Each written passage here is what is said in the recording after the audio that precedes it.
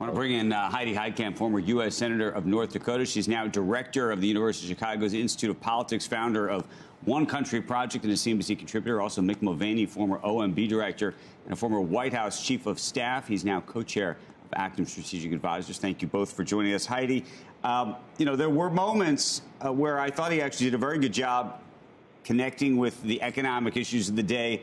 On that score, though, around the issue of buybacks and particularly around oil profits, and he effectively gave you the argument for why the oil companies are not drilling and then said 10 years. Well, for most CEOs in oil land who I think were listening to that, they were saying 10 years is like a nanosecond for them. Most investments are 10, 20, 30, 40-year investments. What did you make of that moment?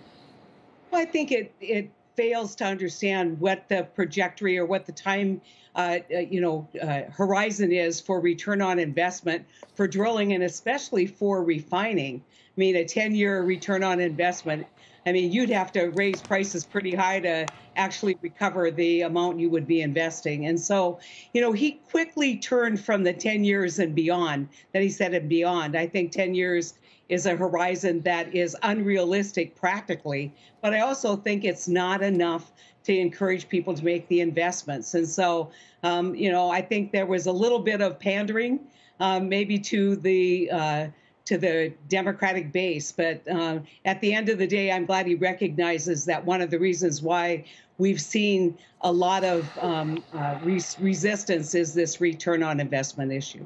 Mick, is the stock buyback, the quadrupling of it, dead on arrival? Obviously, there was some taxes on stock buybacks that was just put into place. You also heard him talk about a billionaire's tax, 15% billionaire's tax, a minimum tax for corporations as well, something that was akin, I think, to what President Obama back in the day in 2011, I think, talked about being the Buffett rule.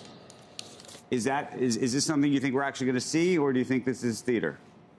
I think it's theater. It's a State of the Union, which is theater generally. Keep in mind one thing about this speech. This is the one time when the president gets to talk to people who don't follow politics very well. So he's not going to go down into detail. It's going to be a very, very high level speech. So it is a lot of theater. And even to the extent, Andrew, that there might be some appetite, and there's not much, but there might be some appetite on the Republican side to maybe look at taxes as a way to narrow the deficit and lower the debt. I don't think the Democrats are willing to give the type of spending cuts that they'd have to get in order to get a bipartisan deal. So, again, I think that's sort of that's a campaign thing. I think you saw a really good first speech of the 2024 campaign from Joe Biden last night. But I don't think those proposals have really much legs in Washington, D.C. Talking about cutting spending, there was another moment. I don't know if we have video of it. It was really I mean, you can tell me whether you think he renegotiated the debt ceiling in real time in front of the public, where he effectively said that we're all in agreement, meaning everybody in that chamber, around not cutting back on Social Security and Medicare. Mick?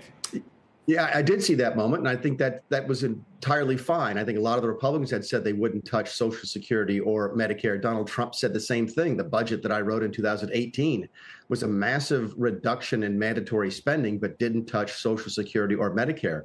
We spend over $4 trillion on entitlements every single year. Social Security, Medicare, just more than half of that. So there's still a lot of other entitlement spending you can look at. Mandatory spending you can reduce without touching Social Security and Medicare. So I thought you did see a moment there last night where everybody just sort of agreed and said, look, there's a lot of other stuff out there we need to look at before we look at Social Security and Medicare. If you can't cut port deepening, which is an entitlement, a mandatory program, I'm not making that up, you're never going to get a chance to look, really at Social Security and Medicare. So I think it was a good moment, and I think it helps sort of drive the discussion that there will be some negotiation on spending, but it won't touch on those major programs.